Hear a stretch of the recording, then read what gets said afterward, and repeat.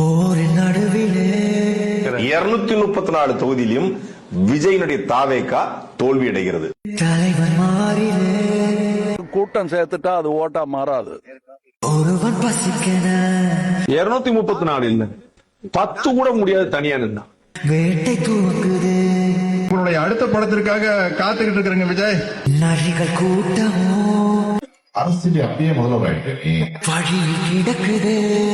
சினிமாக்கார வந்தா ஜெயிச்சான் அப்படிங்கிற வரலாறு கடைசியா எம்ஜிஆருக்கு மட்டும் தான் இருக்கும். நீங்க எழுதி வச்சுக்கோ. உறுதியாட்டமோ காட்டு நடக்குது.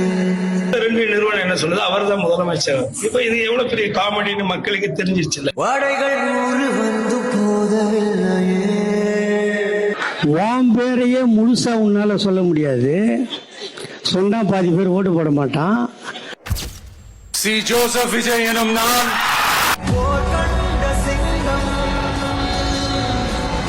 தமிழ்நாட்டு அரசின் முதலமைச்சராக உறுதிமொழிகிறேன்.